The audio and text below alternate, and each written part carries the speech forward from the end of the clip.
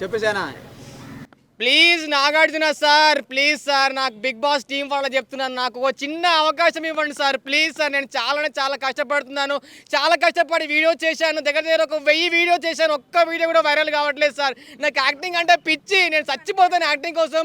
Please sir, ఒక్క చిన్న అవకాశం ఇవ్వండి. నేను ఒక కామన్ మ్యాన్, నిజంగా నాకేం లేదు, నీకు కామన్ మ్యాన్ చెప్తున్నాను. నాకు చాలా మందికి అవకాశాలు ఇచ్చారు, నాకు ఒక్కసారి ఈసారి నాకు అవకాశం ఇస్తే మాత్రం ఖచ్చితంగా ఈసారి బిగ్ బాస్ 10లో ఖచ్చితంగా కప్పు కొడతాను. Please.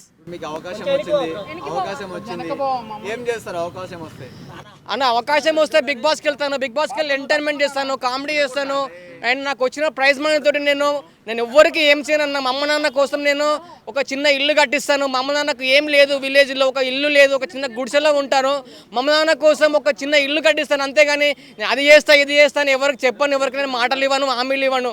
Please sir, Nagarjuna sir, please దండం పెడతాను, మీకు ఒక్క చిన్న అవకాశం ఇవ్వండి.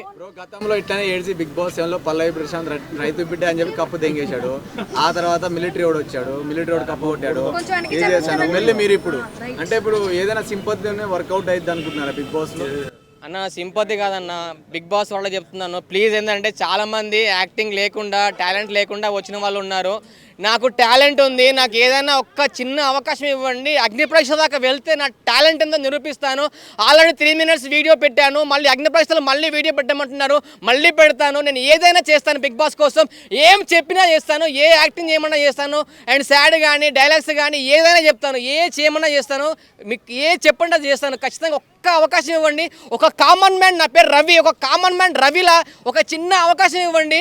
మాది తెలంగాణ, మాది రంగారెడ్డి డిస్ట్రిక్ట్ ఇబ్రాహీంపట్నం అండి. మాకు ఒక చిన్న అవకాశం ఇవ్వండి, నా టాలెంట్ నిరూపించుకుంటాను. ప్లీజ్ ఒక్క ఛాన్స్ ఇస్తే మాత్రం నేను తరతరాల లైఫ్లోనే బిగ్ బాస్ని మర్చిపోను. ప్లీజ్ సార్, నేను బిగ్ బాస్ ఫస్ట్ నుంచి చూస్తున్నాను, బిగ్ బాస్ 10 దాకా వచ్చాను, ఎప్పుడు నేను ఎవరు అవకాశం ఇవ్వలేదు. Please 1 chance, please give me 1 chance.